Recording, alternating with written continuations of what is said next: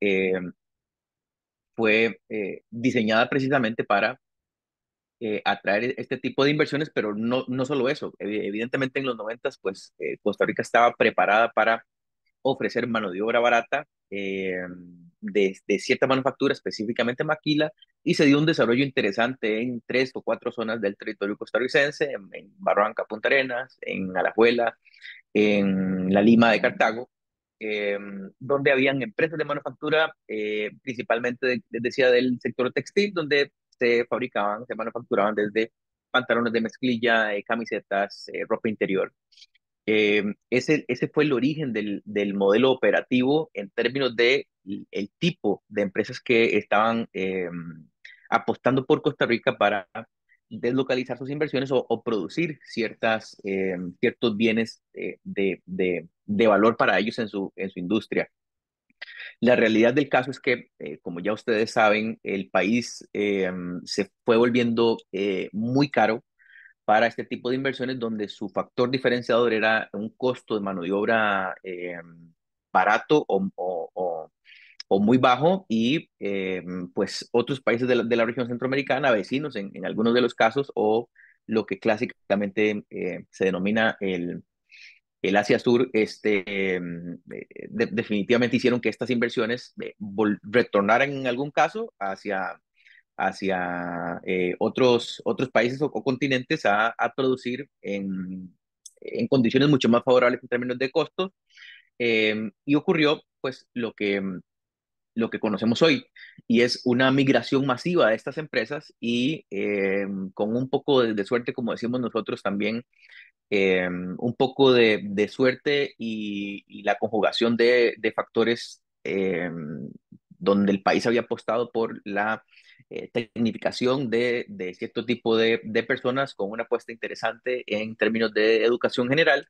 Pues se encuentra eso en el ecosistema, en el camino, y se da a partir del 95, 96, en la transformación del modelo que históricamente conocíamos o teníamos la percepción que existía. Vean que desde el 90 el modelo estaba diseñado para atraer empresas de servicios. La realidad es que, pues, aunque existían algunas, principalmente asociadas a empresas de centros de servicios compartidos, que en algún caso desde el 85 por ahí ya inició operaciones, inició con los clásicos centros de llamadas, pero no fue, como les digo, hasta tal vez una década después, finales del 95, 96, donde se da una transformación muy importante de lo que ocurre en el modelo. Inicia el aterrizaje, el soft landing, las empresas de dispositivos médicos, y con ellas un ecosistema muy interesante y una transformación sustancial de ese sector productivo que inició con la maquila, a servicios de mucho más alto valor agregado en dispositivos, en insumos médicos. Y ocurre lo que nuestro criterio, y es parte de lo que motiva la conversación de hoy con la Cámara, con CAMTIC, y es que desde hace unos 10 años, el modelo de zonas francas se ha ido transformando también, paulatinamente en algún caso, pero en ese transcurso de 10 años, en los últimos 5, ha sido exponencial lo que ha ocurrido. Exactamente el mismo fenómeno que vimos nosotros a mediados de los 90 con la transformación de cierto sector productivo, es precisamente lo que estamos viendo en el modelo actual, y es una Costa Rica eh, con un sector muy robusto de manufactura, que sigue siendo atractivo porque ya no necesariamente esas inversiones buscan ahorros en costos de mano de obra, sino que encuentran valor en valores como la sostenibilidad, como el talento, como la seguridad jurídica, como la innovación, que es parte de lo que vamos a ver ahora también, y un sector de servicios muy robusto y pujante, y en franco crecimiento. El análisis que estamos viendo en este momento es que la curva posiblemente no ha llegado todavía a su tope, y en el futuro cercano el sector de servicios se va a convertir en el principal en todos los flancos del el tipo de industria que opera desde Costa Rica. Este slide es, como les decía, la explicación en términos generales. Evidentemente aquí faltan muchas empresas, pero las más representativas para un sector específico, cómo se fue transformando y recalcar de manera importante esa transformación operativa que ha venido transcurriendo en los últimos 5 o 10 años, donde empresas de servicios han repuntado de forma importante en varios términos y lo vamos a ver ahora. Ustedes podrían preguntarse entonces, parece lógico lo que ha ocurrido en el modelo de zonas francas. Costa Rica sigue siendo un país muy caro para producir, con costos operativos en términos de cargas sociales muy altas, eh, costos operativos en términos de electricidad muy altas, debilidades en términos de infraestructura muy importantes, desde tecnología 5G hasta infraestructura vial. Eh, hace preguntarnos, pero entonces, cuál es la composición del ecosistema y qué han visto esas empresas importantes para atraer inversiones, si es que son extranjeras, o para hacer de Costa Rica el hub más bien de crecimiento hacia la región. Y lo vamos a ver en el siguiente, con la siguiente data. Primero, tal vez haciendo un zoom inverso a algunos pies de altura, y es el sector servicios en términos generales, qué es lo que está ocurriendo en el mundo. Y lo vamos a ver ahorita replicado en el modelo de zonas francas con números reales, según el último informe que nos facilitó Procomer. Eh, el primer punto es este estudio que acaba de salir de la Organización Mundial de Comercio y el Banco Mundial. Hace un análisis precisamente del impacto de la industria de servicios en el comercio global. Y comercio global incluye manufactura, agricultura, todo lo que se trance, bienes y servicios en el mundo. Y arrojó una cifra sin precedentes, y es el sector servicios representa un 67% de todo lo que el mundo transa. Si se unieran el sector de industria y de agricultura, no podrían todavía compararse al impacto global que tiene el sector servicios. Y eso mismo lo vemos reflejado hoy. Les decía que el último informe, balance de zonas francas que compartió Procomer hace algunas semanas, reflejan este mismo fenómeno global. Y es que del total del pastel de empresas en zona franca en Costa Rica, que rondan las 600, cerca del 50% son servicios. O sea, igual, si unimos sector industria o manufactura este, con, agricultura o cualquier otro, no pueden compararse al impacto que tienen. Esto quiere decir que pues cerca de la mitad, y en algunos casos más de la mitad de las empresas que operan, de las 600 empresas, de alguna otra forma tienen operaciones o están pronto a iniciar operaciones, representan y juegan en el sector servicios. Eh, Esto, pues, a grandes rasgos, nos hace preguntar, y es parte también importante de lo que queríamos compartir. ¿Qué creen ustedes, o cuál es la razón o alguna de las razones importantes que estas empresas consideran, o cuáles son las variables que estas empresas consideran para hacer de Costa Rica, ya sea el soft landing de una inversión extranjera, o más bien el repunte y la transformación de una inversión nacional de cara a internacionalizarse? Y a nuestro criterio y nuestra experiencia son estas tres, y que cada una de las tres nos va a dar camino a conversar el desarrollo específico de lo que queríamos conversar con ustedes. El primer punto es asociado a la seguridad jurídica. El modelo de zonas francas representa el ecosistema ideal para las empresas de servicios. Y también, si ustedes se pueden estar preguntando, pero es que servicios puede ser muy amplio. ¿Qué tipo de servicios? En la siguiente slide lo vamos a ver a grandes rasgos, qué es lo que entiende el modelo por servicios, eh, y cuál es el alcance general. Pero las empresas de servicios estratégicos, que lo vamos a ver ahora, ese término servicios estratégicos no es un invento comercial, es la terminología técnica que utilizó el país en su momento para ajustar el modelo de zonas francas y convertirlo en la herramienta ideal para potenciar las inversiones de cara, como les decía, a internacionalizarse si es una inversión local, o hacer un aterrizaje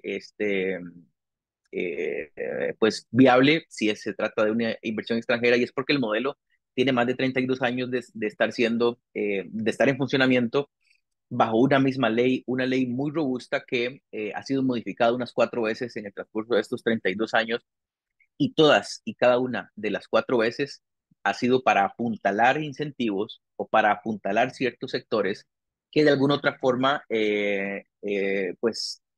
o se habían quedado rezagados, o la misma interpretación operativa local había hecho que estos sectores desaceleraran. Y les hablo puntualmente tal vez de dos ejemplos puntuales.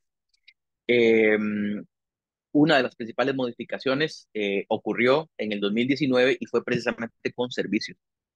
El modelo de zonas francas, para algunos de ustedes, los que habían tenido contacto o habían estado interesados en este modelo pues hace más de 5 años, probablemente se habían encontrado con una limitación operativa y era una restricción de venta al mercado local.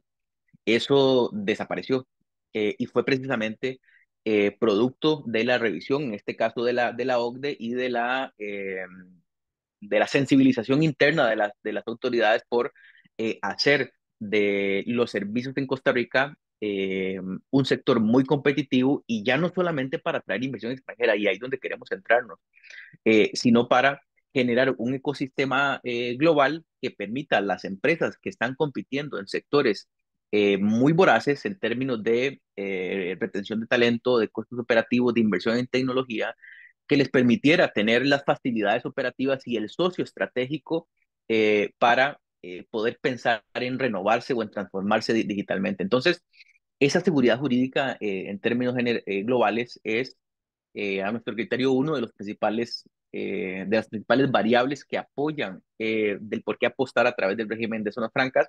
Evidentemente el tema de la sostenibilidad, Costa Rica con una matriz energética pues, casi 100% renovable, con una interiorización de nuevo de valores de sostenibilidad en términos de preservación del medio ambiente, de buenas prácticas de manufactura o de cualquier tipo de producción, eh, hacen que pues ya no solamente el país compita en términos de atraer inversiones por ahorrar costos, sino más bien por cómo potenciar estos valores de forma transversal y poder hacer esas inversiones de impacto sostenible. Y finalmente, pues parte del motivo por el que estamos aquí es eh, todo lo asociado al talento y la innovación. Y es que en algunos años que tenemos de andar en este camino, con conocimiento de causa, podemos decirlo, no existe un ecosistema en Costa Rica más idóneo y que ofrezca condiciones más favorables que el de Zonas Francas, precisamente para todo lo asociado a retención de talento y a la posibilidad de contar con un socio que apueste por la innovación.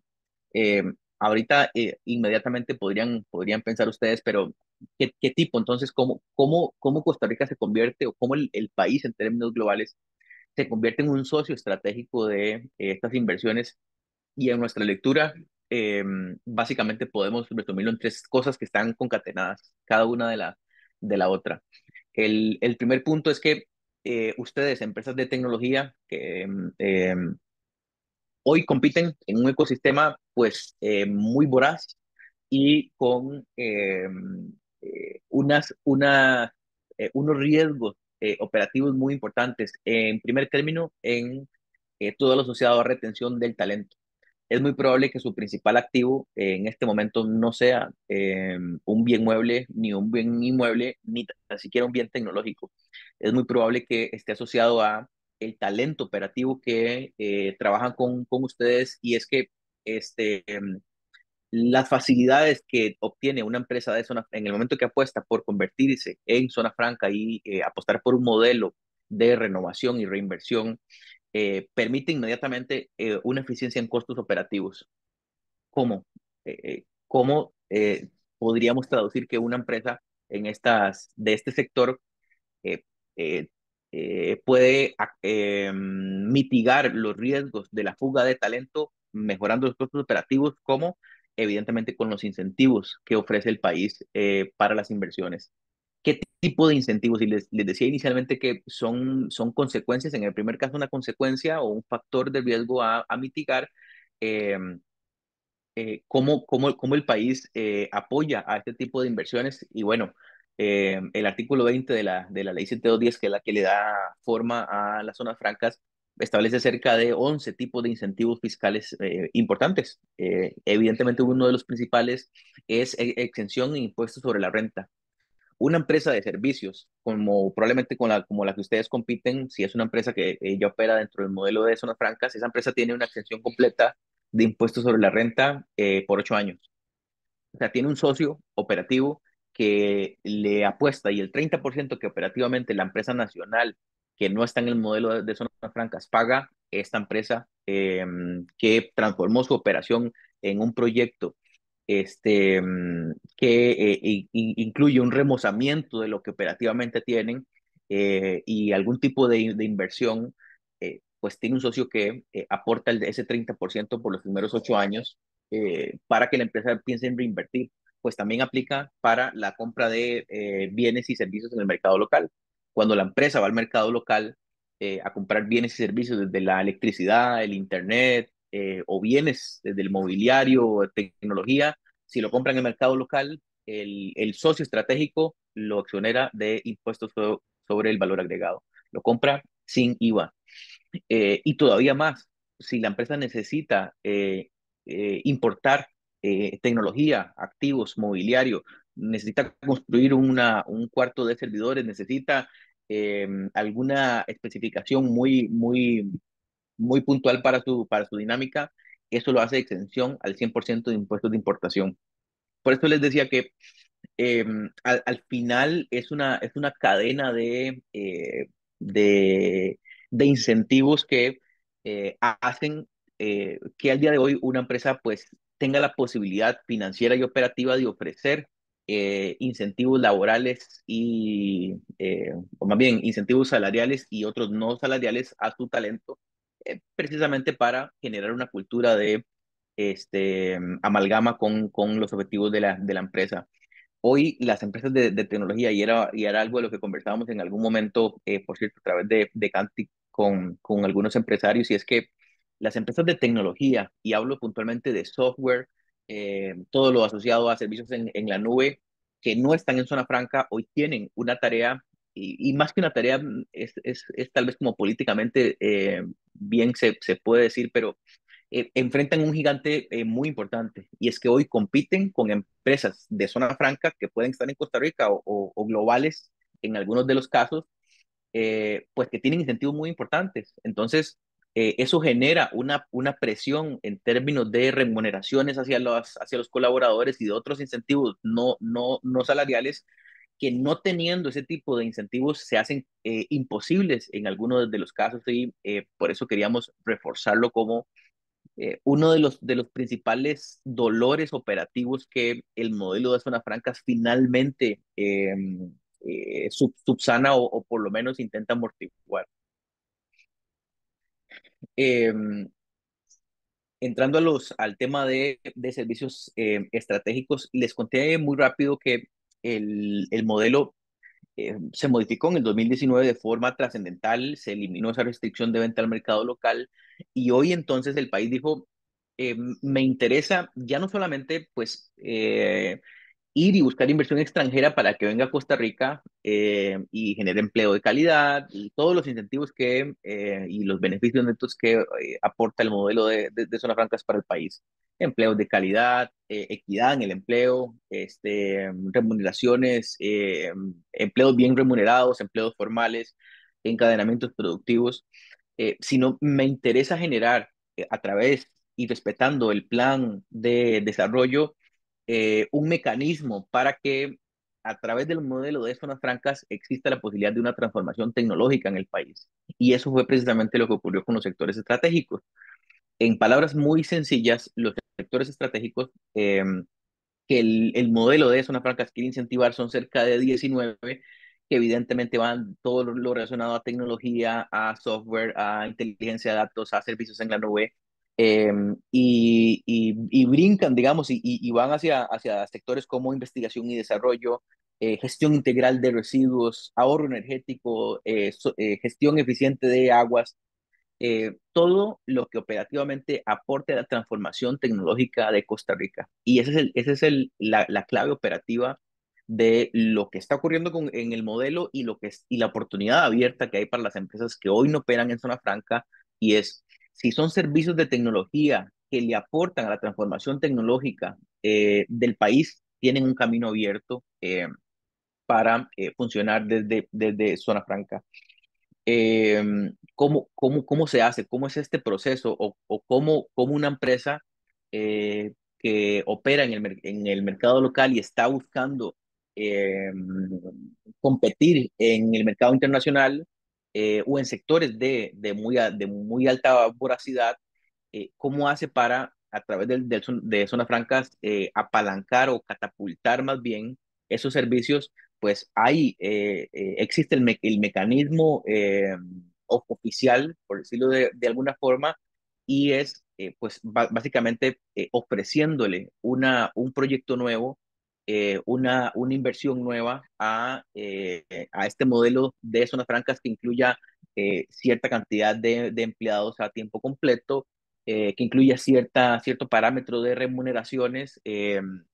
Por darles un ejemplo vago, una empresa de servicios que esté en la capacidad de invertir al menos $150,000 en los siguientes 3 años en maquinaria y equipo que sea útil, necesario y pertinente para su operación, pues tiene el panorama abierto para transformar esos servicios y ya no solamente, como les decía, pensar en el mercado local, sino operar desde otra plataforma pues mucho más beneficiosa para ir a competir a mercados internacionales con evidentemente incentivos importantes que hagan de su operación y que le generen costos operativos muy controlados.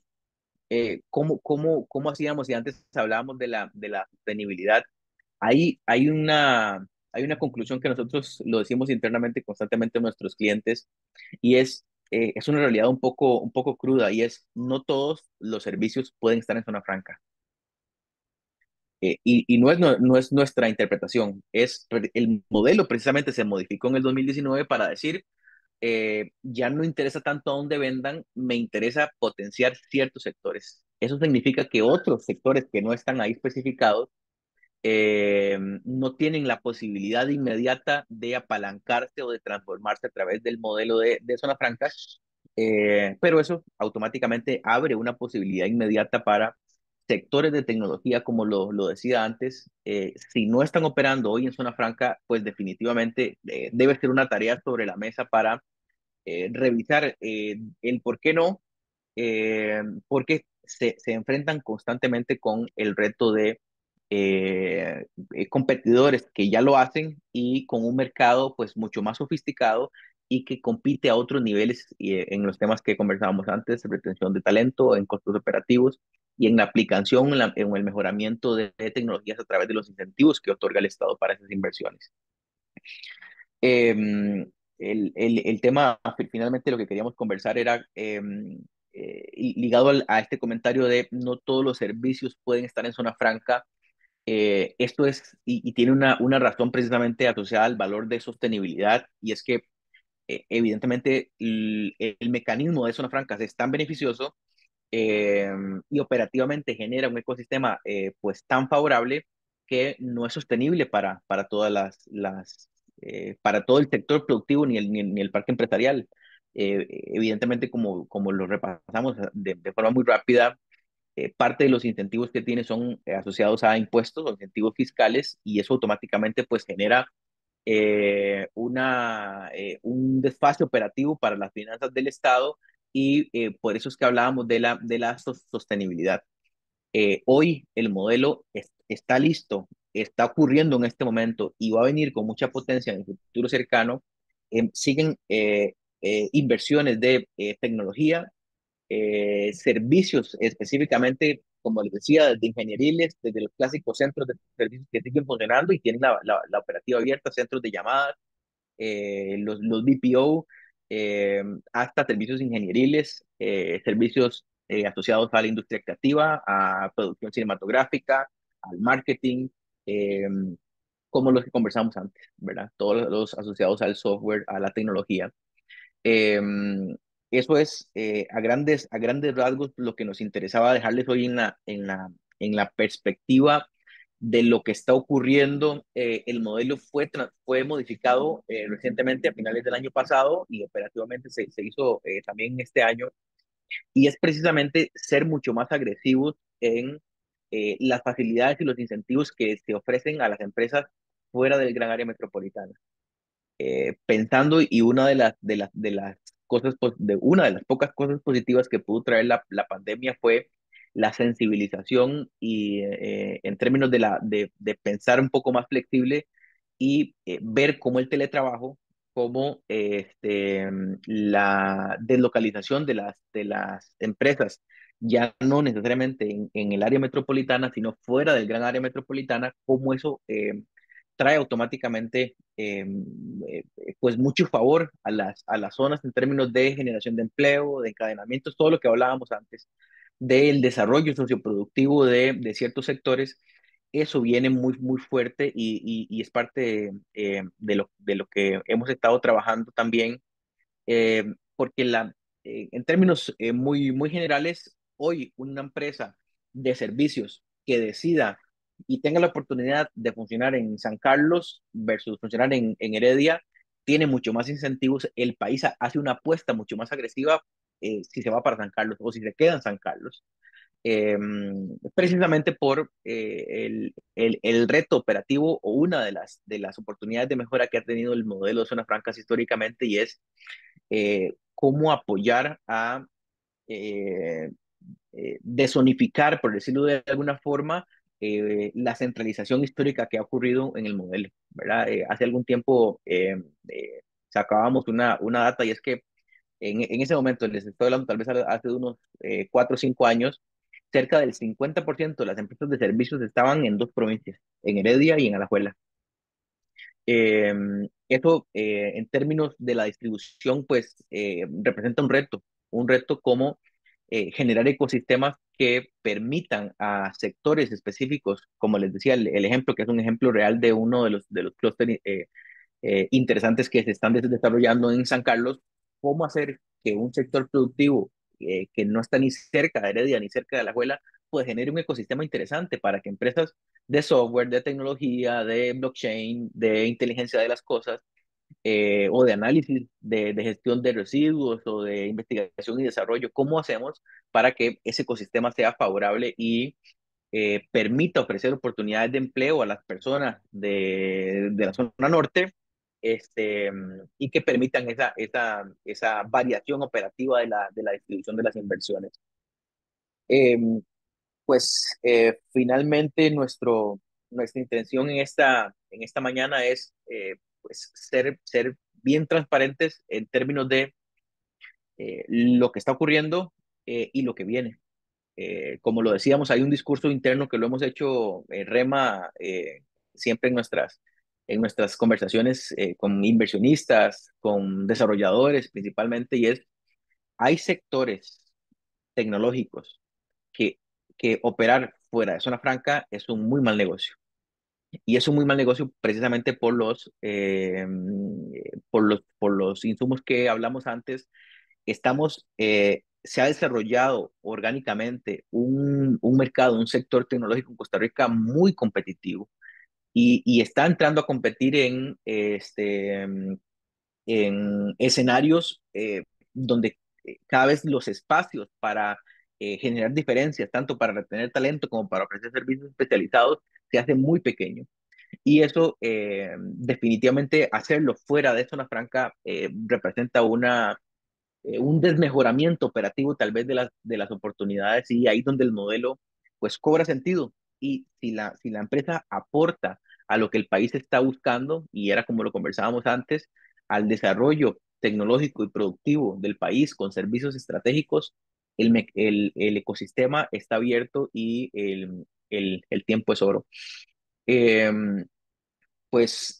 Finalmente nuestra intención hoy también era compartirles o generar un espacio de conversación a partir de este pequeño webinar, y diseñamos en la oficina un pequeño diagnóstico, si se le puede llamar así. Eh, y es básicamente pues una serie de preguntas, son dos o tres preguntas muy sencillas, no comprometen nada, no utilizan datos personales, donde pues a grandes rasgos nos ayuda a canalizar si el bien o el servicio que ustedes están visualizando producir o vender en Costa Rica o en el exterior tiene potencial de convertirse en el modelo, bajo el modelo de zonas francas y con todo gusto se los podemos facilitar. Solo pueden escribirnos a este correo que les adjunto ahí, hola.costarrica@esija.com. Ahí nuestras compañeras de atención les van a estar respondiendo con el formulario. Eso les genera un resultado pues inmediato. Y a partir de ahí, si hay alguna pregunta o consulta, pues con todo gusto podemos colaborarles. Eh, y eso sería todo. No sé si hay alguna pregunta o consulta, con todo gusto para servirles.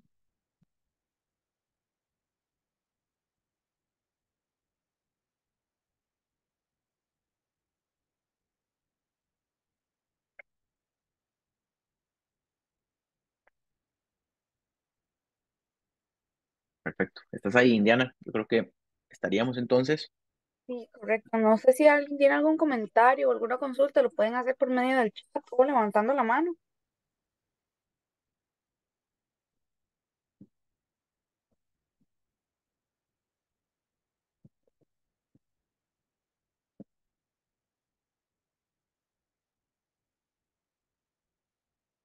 Perfecto.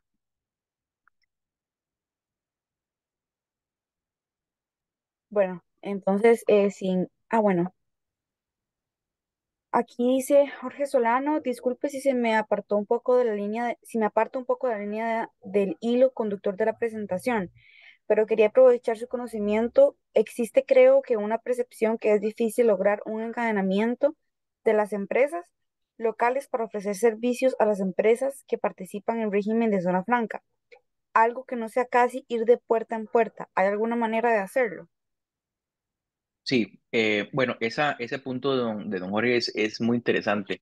El modelo, parte de los beneficios intangibles que ha traído es precisamente lo que él resume en encadenamientos productivos. Y es esa facilidad de que empresas nacionales, tal vez de un tamaño donde todavía no están preparadas para transformarse en zona franca y ofrecer sus servicios desde el modelo de zona franca, sino que están en una etapa menor, eh, puedan vincularse con las empresas. Ahí, con conocimiento también de causa, puedo decirle que Procomer tiene un esfuerzo muy interesante a través de un departamento que se llama precisamente encadenamientos productivos, y es precisamente esa labor resumida en las funciones de un departamento. Es una área específica donde le busca oportunidades y ya no solamente en zonas francas, sino que intenta entender cuál es el bien o el servicio que usted está brindando en el mercado e intenta conectarlo. Ese tal vez a responder la pregunta general de si hay un mecanismo general para hacerlo. Ese sería el inicial, digamos, recomendado para tocar base a través de este departamento de Procomer. Pero todavía mucho más importante, hay casos ahorita históricos. Hay empresas que iniciaron operativamente a brindar un bien o servicio de alto valor que la empresa de alguna otra forma de zonas francas apostó, les ayudó a certificarse o a conseguir ciertos estándares de calidad exigidos para su industria específico, y hoy son empresas de zona franca. Y les hablo específicamente desde empresas de manufactura de partes de silicón hasta empresas de servicios que iniciaron su proyecto en la mayoría de los casos, y es un dato tal vez no tan estudiado, pero fueron colaboradores o ingenieros en la mayoría de los casos de estas mismas empresas que emprendieron por su lado, diseñaron un producto o servicio eh, que hacía sentido a los estándares que la empresa andaba buscando, y hoy son proveedores generales de muchas otras empresas y hoy operan desde Zona Franca. Entonces, quisiera también dejar el foco abierto en que el crecimiento esperado y orgánico de una empresa, el modelo sigue siendo ambicioso en términos de decirle a estos prestadores de los bienes y servicios si su proyecto está en una curva de crecimiento importante y está en la capacidad de inversión, está compitiendo en sectores de voracidad alta en términos de costos productivos, en términos de talento, definitivamente el modelo sigue siendo atractivo para este tipo de inversiones. Entonces, ese era el comentario final. Y muchas gracias, Indiana, más bien por el espacio y a todos los colegas que nos acompañaron. Fue un gusto compartir con ustedes. Muchas gracias a ustedes, Oscar, que tengan un excelente día. Hasta luego. Gracias, hasta luego.